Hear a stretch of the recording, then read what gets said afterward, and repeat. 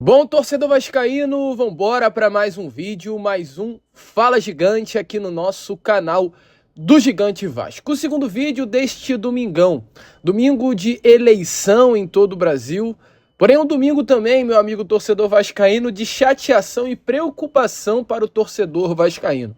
O vascaíno que não está preocupado nesse domingo, dia 6 de outubro, com a atuação desse elenco Cruz Maltino nas últimas partidas, olha, é bom voltar e ver novamente os jogos. Porque, meu amigo, sinceramente, é sim muito preocupante o atual desempenho do Vasco da Gama. E por incrível que pareça, é uma das poucas vezes e um dos poucos momentos, pelo menos recentes, em que a gente vê um Vasco da Gama não tendo resultado, porque o Vasco hoje ele vem de um empate contra o Juventude, uma derrota para o Atlético Mineiro, um empate contra o Cruzeiro, uma derrota para o Palmeiras e um empate contra o Flamengo. Ou seja, o Vasco da Gama ele vem de vários jogos sem conseguir conquistar a vitória.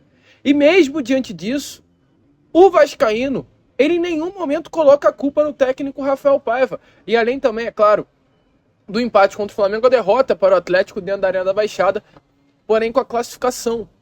E de forma surpreendente, e de forma até difícil de acontecer no meio do futebol brasileiro, o vascaíno ele não culpa o treinador, porque sabe como é limitado esse elenco do Vasco da Gama. E como hoje o técnico Rafael Paiva faz um grande milagre com o grupo que tem em mãos. Enfim, a gente vai falar muito sobre isso. Vamos trazer aí todas as informações, todas as novidades, tudo que vem acontecendo aí nessas últimas horas. O Paiva ontem, que na entrevista coletiva estava bastante, assim, decepcionado. Essa é a grande palavra. A gente viu um Rafael Paiva decepcionado com a atuação do Vasco sobre a equipe do Juventude e muito, inclusive, meu amigo, chateado com aquilo que ele tem em mãos. Ele, em determinado momento, a gente trouxe a vocês no Acorda Vascão de hoje, mas a gente vai fazer questão de trazer novamente essas aspas do Rafael Paiva. Ele diz, é isso que eu tenho em mãos, esse é o meu grupo, esse é o meu elenco, eu não tenho muito o que fazer. Então, assim, é realmente a grande realidade do hoje do Vasco da Gama. Mas, enfim, a gente vai falar muito sobre isso. Vamos trocar muita ideia sobre esse atual momento do nosso Cruz Maltino. Vamos falar sobre o senhor Souza, que foi expulso ontem com menos de 5 minutos em campo e hoje se manifestou através de suas redes pedindo desculpa ao torcedor vascaíno. Completamente surreal também a atuação do Souza, algo aqui há de se questionar, porque muito gogó. E não tá fazendo nada com a camisa do Vasco da Gama. Mas enfim, torcedor, antes de começar, como a gente sempre faz aqui no canal, quero dar as boas-vindas a todos vocês que estão chegando aqui pela primeira vez. Para quem ainda não me conhece, muito prazer, eu sou o Lucas e você está no canal do Gigante Vasco, o canal do torcedor vascaíno. E é claro, né, Vascão, você que está aí do outro lado ainda não é um inscrito do nosso canal, vem agora mesmo aqui embaixo, onde tem essa palavrinha, inscreva-se, aperte nela e já faça aí parte da nossa família. Nós contamos muito com a presença, o apoio e a participação de todos vocês aqui no nosso canal, através, é claro, do seu like, do seu joinha, do seu gostei, da sua inscrição. Tudo isso ajuda ao nosso crescimento e tudo isso faz com que cada vez mais pessoas possam ter acesso ao nosso trabalho. Sem a sua ajuda, nós não iremos a lugar algum. Então, eu conto muito com você. Venha fazer parte da nossa família, venha se inscrever no nosso canal e venha ajudar o crescimento do canal do Gigante Vasco. Show? Então se inscreva, curta, compartilhe, venha junto aqui com o canal Gigante. Vambora então, né? Sem muita enrolação, falar logo de Vasco, porque infelizmente ontem, contra a equipe de Juventude, houve essa tragédia. Houve esse grande desastre, essa é a minha sincera opinião. Não desastre por conta de quem é hoje o Juventude. O Juventude hoje é uma equipe sim que joga bola. O Juventude desempenha, o Juventude é um adversário hoje muito chato para os adversários. Todos os seus adversários, o Juventude ele consegue complicar os jogos. E já a Ventura ele conseguiu mudar assim a forma do Juventude jogar. Não à toa foi uma equipe que passou pela Juventude na Copa do... O Juventude foi uma equipe, que passou pelo Fluminense na Copa do Brasil, trouxe dificuldades para a equipe do Corinthians nas quartas, venceu o primeiro jogo jogando em Caxias do Sul. O Juventude é uma equipe que recentemente vem batendo de frente com alguns adversários, principalmente jogando dentro do estádio Alfredo Jaconi, que é a sua casa. Não é um adversário bobo, e ontem a Juventude ele complicou o jogo para o Vasco. Mas acho que nitidamente ontem ficou claro que o Vasco ele não consegue conquistar os 3 pontos, muito mais por uma incompetência do próprio Vasco do que por uma competência do Juventude. E por que o torcedor vascaíno ele acorda revoltado nesse domingo, né, dia 6 de outubro? Não apenas por conta da incompetência do grupo, por conta do empate contra o Juventude em São Januário, mas porque ontem, nitidamente, faltou a questão técnica. Não foi tática, não foi Rafael Paiva, foi falta de opções no elenco do Vasco da Gama e uma montagem de grupo que hoje está refletindo como realmente é fraco o elenco cruzmaltino. A gente, meu amigo, perdeu atletas que eram titulares absolutos das posições e que ajudavam o Vasco da Gama. Caso de Adson, caso do David, caso do Jair e do Paulinho no início do ano. Jogadores que, infelizmente, não tem como a gente repor. Jogadores que, infelizmente, fazem falta, sim, para essa equipe do técnico Rafael Paiva. Principalmente David e Adson, que vinham atuando como titulares recentes. E aí, meu amigo, chegou no momento do ano em que passa uma janela, o Vasco, ele até faz, sim, contratações de reposição, mas que não dá certo. E passa uma janela frustrada por conta de alguns nomes que não chegaram. O Vasco continua com um elenco curto, o Vasco continua com um elenco limitado e vai ter que ir assim até o final do ano. Ainda bem que o primeiro momento do trabalho do Rafael Paiva foi muito bom, mas acho que hoje o sentimento é único. Esse elenco chegou ao seu limite. Daí não vai passar. É isso que temos. E a gente começa esse vídeo exatamente com as aspas do técnico Rafael Paiva ontem, na entrevista coletiva, falando exatamente isso. Esse é o Vasco que nós temos. Claro, eu acho que assim, a maioria das equipes oscila muito, né? A gente tem um plantel ali que a gente busca, o que a gente tem é desenvolver os meninos da base. Em alguns momentos eles entram muito bem, em outros momentos eles sentem um pouco mais esse tipo de jogo. E eu sempre falo que é um processo, a gente tem que ter paciência com o processo do Vasco. A gente tem colocado muitos atletas jovens para jogar. É a equipe que mais tem jovens atletas jogando. Então, acho esse um dado considerável, né? Lógico que a gente quer entrar e ganhar todos os jogos e tá atropelando todo mundo, mas é muito difícil. Eu acho que a gente poderia estar sofrendo muito mais. Às vezes alguns torcedores sabem que a gente poderia tá sofrendo lá para baixo, a gente não tá. Então, a gente tem que ter consciência que esse é o processo, que a gente está evoluindo muitos jogadores jovens. A gente gostaria de ter mais jogadores do nível do Coutinho para jogar, do Payet, a gente não tem.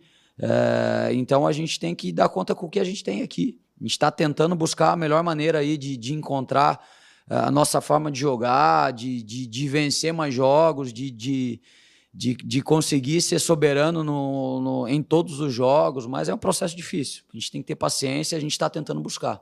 Torcedor vascaíno, então foi como vocês viram aí. E realmente essa é a realidade. Esse daí é o Vasco que temos. Não à toa, com esse Vasco, nesse momento, de acordo aí com várias páginas de pesquisa, de probabilidades, né? O Vasco é uma equipe que tem chances pouquíssimas, assim, pequenas chances, né, melhor dizendo, de chegar a uma Libertadores. Hoje o gráfico, ele nem consegue calcular qual a chance do Vasco de pegar um G4. Algumas pesquisas de probabilidade calculam aí o Vasco em média com 5% de chance de chegar a uma Libertadores através do G6, ou seja, através de uma pré-Libertadores. Hoje realmente a chance do Vasco é de uma Sul-Americana.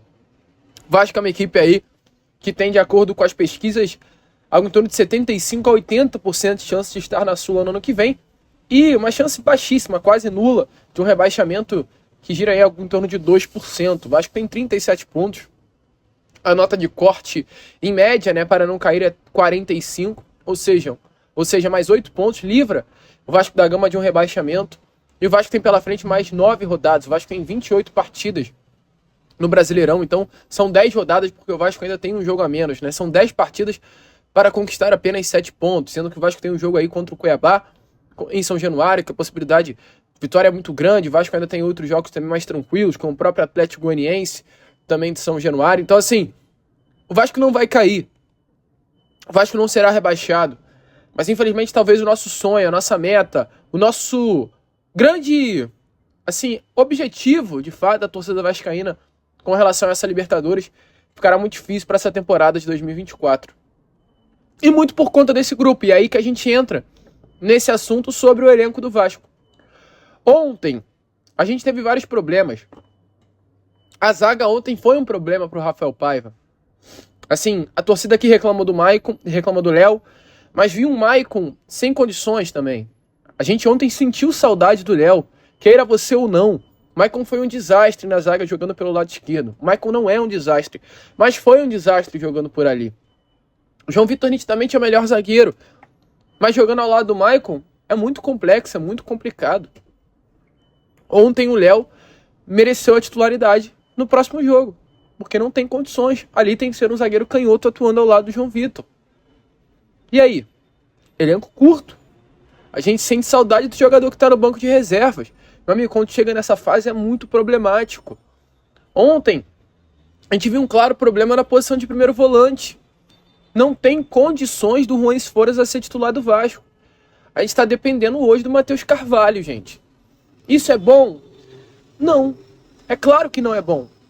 Porque o Matheus Carvalho não é um grande craque. Mas hoje a gente depende dele. Hoje é o único jogador dentro do grupo que tem capacidade para atuar nessa posição. Que o Esforza não tem. Não tem condições. O senhor Juan Esforza é horroroso. E pior do que isso é saber que o Vasco pagou 30 milhões de reais pelo Esforza. E aí eu fiz questão de dar uma olhada nos números de um jogador como o Esforza, que foi primeiro volante ontem.